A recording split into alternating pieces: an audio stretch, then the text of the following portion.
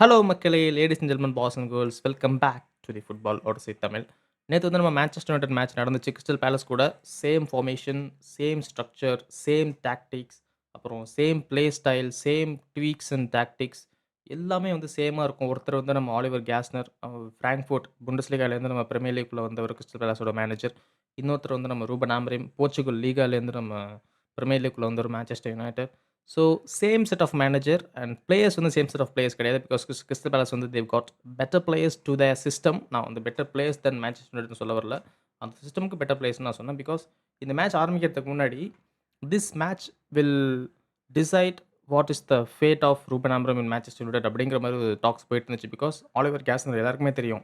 இருக்கிற மேனேஜர் அந்த பிக்ஸ் இருக்குல்ல, ரூபன் ஆமரிம் வந்து சாக் பண்ண போறாங்கங்கிற மேன் நியூஸ் வந்து உள்ள வந்துட்டு இருந்தப்போ, நம்ம ஆலிவர் கேஸ்னர் தான் first choice of manager that Manchester United would go after Ruben Amorim sacking. So அதான் வந்து நியூஸா இருந்துச்சு. பட் இப்போ இந்த மேட்ச் ரூபன் ஆமரிம் எப்படி பெர்ஃபார்ம் பண்றானோ, இந்த மேட்ச் வந்து ரிசல்ட் எப்படி வருதோ, ரிசல்ட்லாம் அதாவது உள்ள நடக்கிற அந்த பிளே ஸ்டைலா இருக்கட்டும், இல்ல பெர்ஃபார்மன்ஸா இருக்கட்டும், இதெல்லாம் மேட்டர் கிடையாது. ரிசல்ட் என்ன இருக்க போகுதோ, அதுதான் ரூபன் ஆமரிமோட ஃபேட் வந்து டிசைட் பண்ண போகுது. If Manchester United sacked Ruben Amorim, Oliver Glasner would be the manager, new manager of Manchester United அப்படிங்கிற நியூஸ் தான் வந்துட்டு இருந்துச்சு.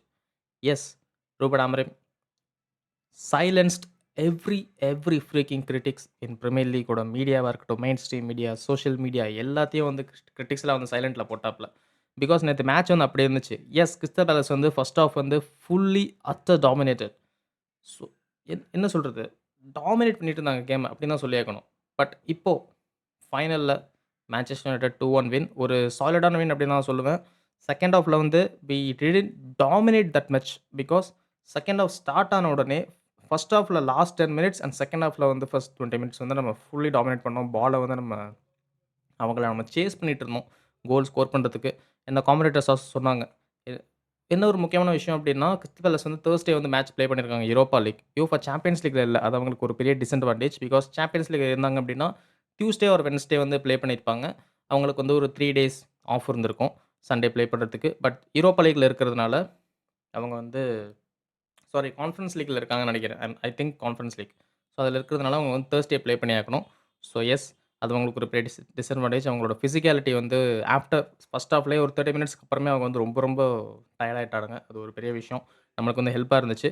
மேன் யுனைட்டட் வந்து வீக்லி ஒரு கேம் தான் ப்ளே பண்றாங்க. ஸோ அது நம்மளுக்கு ஒரு பெரிய விஷயம்.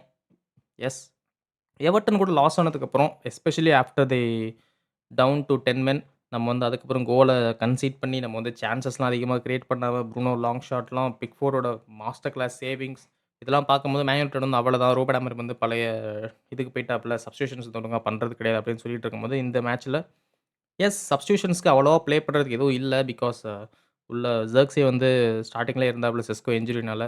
அதுக்கப்புறம் டோகு உள்ள வந்தாப்ல. ஒரு ஐ திங்க் 80 மினிட்க்கு அப்புறம் தான் டோகோ உள்ள வந்தாப்லன்னு நெனைக்கிறேன். மெயினோ வந்து 90 மினிட்க்குள்ள அந்த ஸ்டேஜ்ல வந்தாப்ல.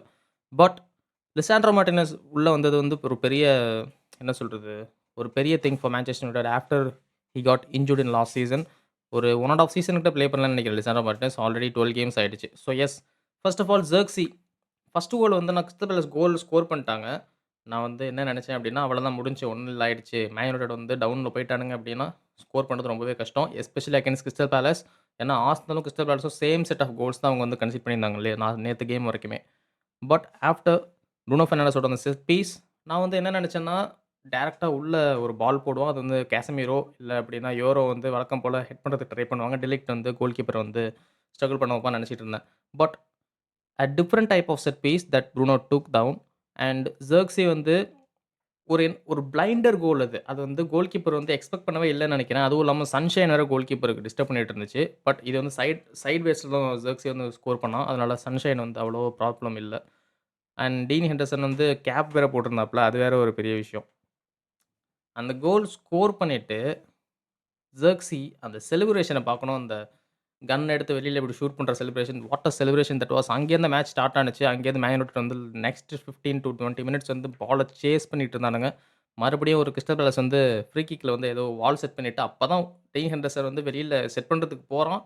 அவன் செட் பண்ணி கோல் போஸ்ட்ல நிக்கிறதுக்கு போறான். உடனே ப்ரூனோ பெர்னாண்டஸ் வந்து விசில் பண்ண உடனே ஒரு ஷார்ட் பாஸ் அண்ட் மவுண்ட் வந்து ஒரு சூப்பர்பான கோல்.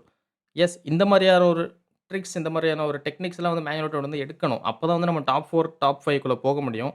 பிகாஸ் இப்போவுமே நான் என்ன சொல்றேன் அப்படின்னா, டாப் 6 தான் நான் எப்பவுமே சொல்றேன். பிகாஸ் வீவ் காட் 22 பாயிண்ட்ஸ்ன்னு நெனைக்கிறேன். இப்போதைக்கு நம்ம 22 பாயிண்ட்ஸ்ல இருக்கோம்னு நெனைக்கிறேன் இப்போதைக்கு. And Liverpool also got 22 points. And first பிளேஸ்ல ஆர்சனல் பார்த்தீங்க அப்படின்னா 28ல இருக்காங்க. அண்ட் டாப் 4க்கு போனோம் அப்படின்னா, இங்கேருந்து நம்ம எவ்ரி மேட்ச் வந்து நம்ம வின் பண்ணணும். ஏன்னா பிரீமியர் லீக் அந்த மாரி போயிட்டு இருக்கு. பிகாஸ் சண்டர்லேண்ட் அண்ட் போர்ன்மவுத்லாம் பார்த்தீங்கன்னா, ரொம்ப ரொம்ப சூப்பரா ப்ளே பண்ணிட்டு இருக்காங்க. Bournemouth after especially they left 4 to 5 main players of them சூப்பரா ப்ளே பண்ணிட்டு இருக்காங்க. ஸோ எஸ், இது நல்ல ஜெர்க்ஸி ஒரு நல்ல விஷயம் பண்ணாப்ல. And Mason Mount what a player he was for Manchester United. நேத்து இன்டர்வியூல கூட போஸ்ட் மேட்ச் இன்டர்வியூ கூட என்ன சொல்லியிருக்காப்ல அப்படின்னா, I am feeling all good myself அப்படின்னு சொல்லியிருக்காப்ல. அதாவது ஃபிட்னஸ்லாம் இருக்கு. நான் வந்து இன்ஜுரீஸ் அண்ட் அந்த வெயிட் ஃபீல் பண்ணுவாங்க. ஒரு இன்ஜுரி ப்ரோன் பிளேயர் ஒருத்தன் இருக்கான் அப்படின்னா, ரன் பண்ணும்போதே அவங்களுக்கு வந்து ஒரு வெயிட் இருக்கும். ஓடும்போதே பின்னாடி ஒரு 10 கிலோ பேக்க வச்சுக்கிட்டு ஓடிட்டு இருக்கிற மாரி இருக்கும். அந்த மாரியான ஒரு ஃபீல் தான் இருக்கும். நம்ம நெய்மர் இத சொல்லி நெறைய வாட்டி கேட்டுருக்கோம். பட் மேசன் மவுண்ட்டும் லாஸ்ட் சீசன் வந்து லாஸ்ட் சீசன் இல்ல. லாஸ்ட் ஒரு ஃபியூ மேட்சஸ்ல இருந்து இன்டர்வியூல இத சொல்லி நம்ம கேட்டுருக்கோம். நான் வந்து பின்னாடி ஒரு வெயிட்ட வச்சு நான் ஓடுற மாரி எனக்கு ஃபீல் ஆகுது. நான் இன்ஜுரிலேருந்து வெளில வந்திருக்கிறப்போ அப்படின்னு சொல்லிட்டு. பட் இந்த game he said himself that he is feeling all good அப்படின்னு சொல்லியிருக்காப்ல. அண்ட் எஸ், இன்ஜுரி ப்ரோன் இல்லாம இந்த சீசன் இருந்தா ரொம்பவே சூப்பரா இருக்கும். பிகாஸ் நேத்து மேட்ச்ல நம்ம பார்த்தோம். What level of intensity he is showing in this team. What level of work rate he is showing in this team. ஓடிக்கிட்டே இருக்கான். அங்கிட்டும் ஓடி போய் பிரஸ் பண்றான். லெஃப்ட் சைடும் ஓடி போய் பிரஸ் பண்றான். அவன் ஆக்சுவலி லெஃப்ட் சைடு நம்பர் 10 தான் போட்டாங்க. But left and right and centre everything everywhere he is doing his work rate and intensity in the pressing. So Ruben Amorim வந்து கன்ஃபார்மா சொல்றேன். மேசன் மவுண்ட்க்கு நெறைய சான்ஸஸ் வரப்போகுது. பிகாஸ் குன்யா ஃபிட்டா இருந்தாலுமே மேசன் மவுண்ட்க்கு சான்ஸ் வரப்போகுது. பிகாஸ் எனக்கு தெரிஞ்சு நெக்ஸ்ட் மேட்ச் வந்து Cunha will be fit enough to ப்ளேன்னு நெனைக்கிறேன். ஏன்னா செஸ்கோ வந்து எனக்கு I think Aston Villa game கிட்ட வந்துரும்னு நெனைக்கிறேன் செஸ்கோ ஸ்டார்ட் ஆகுறதுக்கு. இன்னும் ஒரு 2, 3 கேம்ஸ் ஆகும்னு நெனைக்கிறேன் செஸ்கோக்கு. ஏன்னா ரிஸ்க் பண்ண மாட்டாங்க. ஏன்னா ஜான்வரி ட்ரான்ஸ்ஃபர் விண்டோ வேற வருது. And Zirkzee is also doing good enough to be in this team. ஏன்னா கிறிஸ்டல் பேலஸ் கூடயே கொஞ்சம் பிசிக்காலிட்டிலாம் காமிச்சு அந்த லிங்க் அப் எல்லாம் கொஞ்சம் நல்லா இருந்துச்சு. எம்புமோ, மேசன் மவுண்ட் கூட. எஸ்பெஷலி இந்த செகண்ட் ஹாஃப். ஏன்னா ஃபர்ஸ்ட் ஹாஃப்ல வந்து ஜெர்க்ஸி ஒண்ணுமே பண்ணல. அவ்வளதான் ஜான்வரில விட்டுருவாய்ங்க. நெக்ஸ்ட் மேட்ச்லாம் ப்ளே பண்ண மாட்டானுங்க. குனியா வந்ததும் ஜெர்க்ஸிலாம் ஸ்டார்ட் பண்ணவே மாட்டாங்கன்னு நெனச்சேன். But yes, Zirkzee is doing good enough in the second half. எனக்கு தெரிஞ்சு மேன் யுனைட்டட் வந்து எப்படி அப்படின்னா, ஆப்போனன்ட் டீம டயர்ட் பண்ணி அதுலேருந்து வின் பண்ற ஒரு டீமா எனக்கு தோணுது. பிகாஸ் இந்த சீசன் நெறைய கேம் அந்த மாரி தான் இருக்கு. லிவர்பூல் ஆகட்டும், செகண்ட் ஹாஃப்ல தான் நம்ம வந்து சூப்பரா ப்ளே பண்ணோம். ஃபர்ஸ்ட் ஹாஃப்ல வி டிட் வெல். நம்ம டிஃபெண்ட் பண்ணதா இருக்கட்டும். பட் செகண்ட் ஹாஃப்ல அவங்கள டயர்ட் பண்ணி நம்ம ப்ளே பண்ணது கிறிஸ்டல் பேலஸும் நேத்து அப்படிதான். கிறிஸ்டல் பேலஸ் வந்து நம்ம தர்ஸ்டே அவங்க ப்ளே பண்ணியிருக்காங்க. இந்த கேம் வந்து ஃபுல் ஃபிட் எனஃப்பா இருப்பாங்களான்னு சொல்லிட்டு ஒரு டவுட் தான். But we did so well. Yes, இந்த டாக்டிக் ஒர்க் ஆகும்னு பார்க்கணும். மேசன் மவுண்ட் அதுக்கு ஒரு பெரிய ஒரு example. He is doing everything he can do. அது ஒரு சொல்லியே ஆகணும். லிவர்பூல் நேத்து வின் பண்ணியிருக்காங்க வெஸ்ட் ஹாம் கூட. 2-1 ஐ திங்க். 2-1 R 2-0 somehow. அதில வந்து லூக்கஸ் பக்கெட்டாவும் ரெட் கார்ட் வாங்கியிருக்காப்ல. நெக்ஸ்ட் மேட்ச் வந்து நம்ம வெஸ்ட் ஹாம் கூட தான். லூக்கஸ் பக்கெட்டா வந்து won't be playing in the 11. Won't be in the squad especially. ஏன்னா ரெட் கார்ட் வாங்கிட்டாப்ல. லிவர்பூல் நேத்து வந்து ஒரு சினாரியோ இருந்துச்சு. ஒண்ணு Ruben Amorim Manchester United loss பண்ணாங்க அப்படின்னா, ரூபன் ஆமரிம் சாக் பண்ண சொல்லி மெயின் ஸ்ட்ரீம் மீடியா வந்து கதறிட்டு இருப்பானுங்க. இங்கிலாந்தோட Premier League Sky Sports media வந்து கதறிட்டு இருப்பானுங்க. இன்னொரு பக்கம் ஆர்னே ஸ்லாட் லாஸ் பண்ணான் அப்படின்னா, ஸ்டோரி முடிஞ்சுச்சு. சாக்கிங் வந்து உறுதி அப்படிங்கிற மாரிலாம் பேச்சு போயிட்டு இருந்துச்சு. பட் நேத்து வந்து அவங்க வின் பண்ணிட்டாங்க. நானும் இதே தான் சொன்னேன். ரூபன் அமரமா இருக்கட்டும், ஆர்னே ஸ்லாட்டா இருக்கட்டும், 10 மேட்சஸ் அவங்க கன்டினியூஸா வந்து ஸ்ட்ரகிள் பண்றாங்க அப்படின்னாலுமே அவங்க சாக் பண்ணக்கூடாது. Because this is the long term project for both of them. But லிவர்பூலுக்கு பிரஷர் ரொம்பவே அதிகமா இருக்கு. Because they spent $500 million in the transfer window. Especially for 5 பிளேயர்ஸ்ன்னு நெனைக்கிறேன். Isak and Kerkez Frimpong, Wirtz and Ekitike. 5 பிளேயர்ஸ்க்கு $500 million அப்படிங்கிறது it's a massive amount of money. எல்லாருக்குமே தெரியும். அ பட் ஆர்னே ஸ்லாட் வந்து போஸ்ட் மேட்ச் இன்டர்வியூல என்ன சொல்லியிருந்தாங்க அப்படின்னா, லாஸ்ட் ஒரு 3 கேம்ஸா நாங்க வந்து ஒரு 15 டூ 14 பேர்ஸ் தான் நாங்க ஸ்குவாட் வச்சு நாங்க ப்ளே பண்ணிட்டு இருக்கோம். அது எங்களுக்கு கஷ்டமா இருக்கு அப்படின்னு சொல்லிட்டு இருக்கான். அத நான் ஒத்துக்கவே மாட்டேன். பிகாஸ் நீங்க 500 மில்லியன் நீங்க செலவு பண்ணிட்டு, ஸ்பெண்ட் பண்ணிட்டு, நீ வந்து இந்த மாரி ஒரு டாக்க வெளில போஸ்ட் மேட்ச் இன்டர்வியூல வச்சு அப்படின்னா, இட்ஸ் நாட் குட் திங். ஏன்னா நீ அந்த அமவுண்ட் வச்சு நீ 60 மில்லியன் ஒரு 70 மில்லியன் பிளேயர்ஸ் வந்து நீ 10 பிளேயர்ஸ் வாங்கியிருக்கலாம்.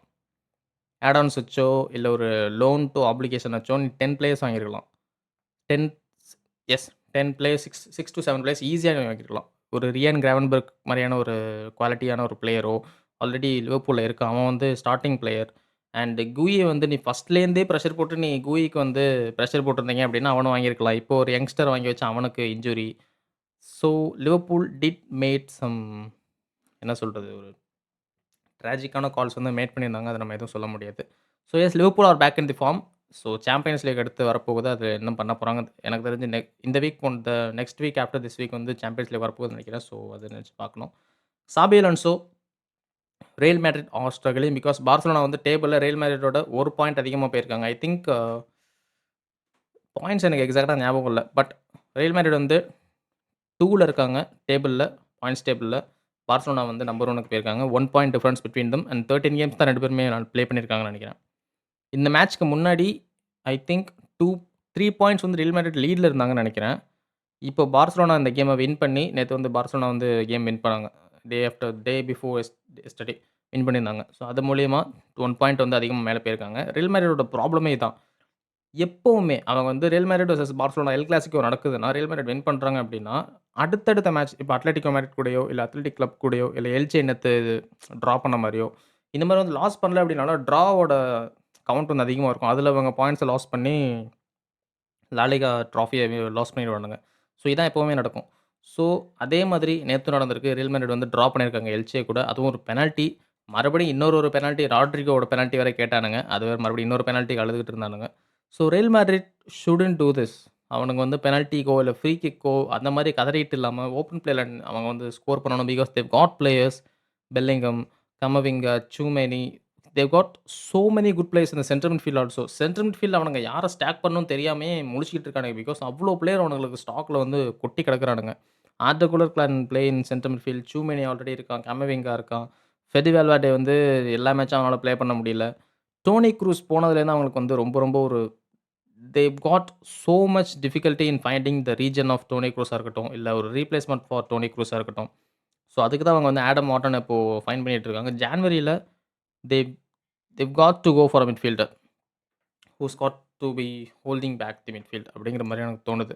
ஒரு ஸ்டில்லர் இல்ல ஒரு வார்டன் 2 பேர்ல யாராச்சும் ஒருத்தர வந்து ரியல் மேட் சைன் பண்றதுக்கு நெறைய சான்சஸ் இருக்கு. ஏன்னா ஸ்டில்லர் வந்து ரியல் மேட்ல தான் பிரிஃபர் பண்றாங்கிற மாரி ஒரு டாக்ஸ் போயிட்டு இருக்கு.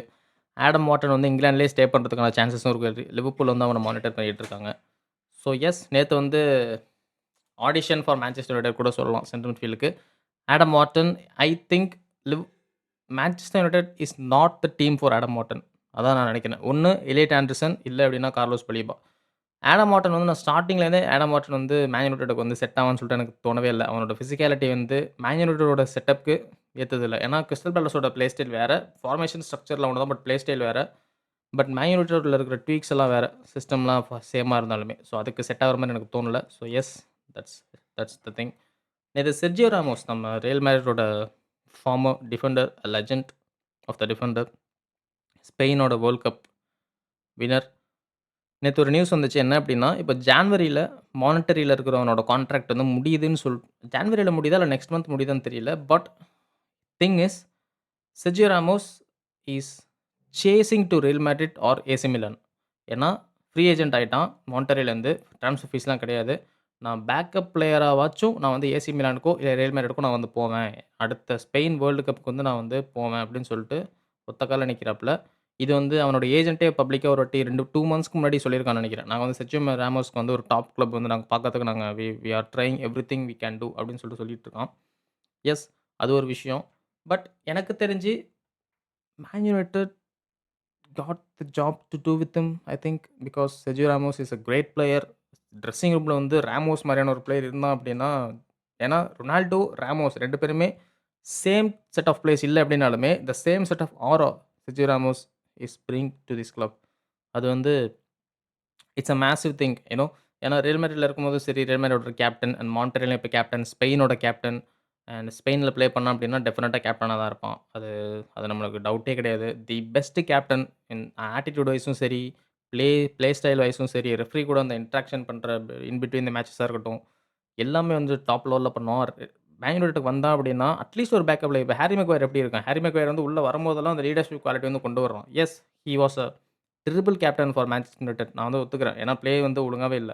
பட் அந்த கேப்டன்ஷிப் வந்து கெட் ரிட் பண்ண உடனே உள்ள வந்து அந்த ஒரு ஆட்டிட்யூடா இருக்கட்டும், லீடர்ஷிப்பா இருக்கட்டும், அத வந்து காமிச்சிட்டு இருக்கான். Sergio Ramos he can two the job for man United because Sergio Ramos already சொல்லியிருக்கான். மேன் யுனைட்டட் வந்து 2014-15 அந்த டைம்ல வந்து மேன் யுனைட்டடுக்கு வந்து நான் ஆல்மோஸ்ட் 90% வந்து சைன் ஆயிடுச்சு.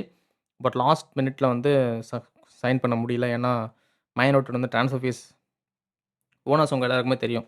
ட்ரான்ஸ்ஃபர் ஃபீஸ்ன்னு வந்தா அவனுங்க வந்து காச உருவுறதுனா உடனே வருவானுங்க. "ஓ! நாங்க காச உருவணுமா? வர்றோம்" அப்படின்னு சொல்லிட்டு. காச குடுக்குறோம்னா வரமாட்டானுங்க. அந்த மாரி தான் Man United news. Man United ட்ரான்ஸ்ஃபர்ஸும் அந்த மாரி தான் இருந்திருக்கு. ஸோ, எஸ் அது ஒரு விஷயம். ஸோ, செர்ஜியோ ராமோஸ் வந்து I think AC Milan I think இட்டாலிக்கு தான் போறதுக்கு நெறைய சான்ஸ் இருக்குன்னு நெனைக்கிறேன். பிகாஸ் ஆல்ரெடி இங்கிலாந்துக்கு வரதுக்கு சான்ஸ் இல்ல. ஏன்னா பிசிக்காலிட்டி அந்த அளவுக்கு இல்ல. Ageing yes he is ageing like a fine wine அது எல்லாருக்கும் தெரியும். பட் பிரீமியர் லீக்ல ப்ளே பண்ணணும் அப்டின்னா, peak of his peak of his பிசிக்காலிட்டில இருக்கணும். ஆல்ரெடி கேசமிரோ வந்து ஒரே ஒரு சீசன் மட்டும் நல்லா ப்ளே பண்ணி ஸ்ட்ரகிள் பண்ணிட்டு இருக்கிறத பார்க்குறோம். என்னதான் இப்ப கேசமிரோ நல்லா ப்ளே பண்ணிட்டு இருந்தாலுமே, ஹி இஸ் ஸ்ட்ரக்லிங் அது எல்லாருக்குமே தெரியும். அவன் வந்து பட் பட் ஒரு டிஃபரண்ட் பொசிஷன்ஸ் சென்ட்ரல் டிஃபென்சிவ் மிட்ஃபீல்டருக்கும், சென்டர் பேக்குக்கும் பொசிஷன்ஸ் வந்து வேரி ஆகும். அஃப்கோர்ஸ் மேன் யுனைட்டட் வந்து 3 பேக் ப்ளே பண்ணிட்டு இருக்காங்க. எஸ் என்ன நடக்குதுங்க அத பார்க்கணும். ஸோ எஸ் கடைசி வரைக்கும் பார்த்துருந்தீங்க அப்டின்னா சப்ஸ்கிரைப் பண்ணிக்கோங்க, லைக் பண்ணிக்கோங்க. Until then let's keep the ball rolling.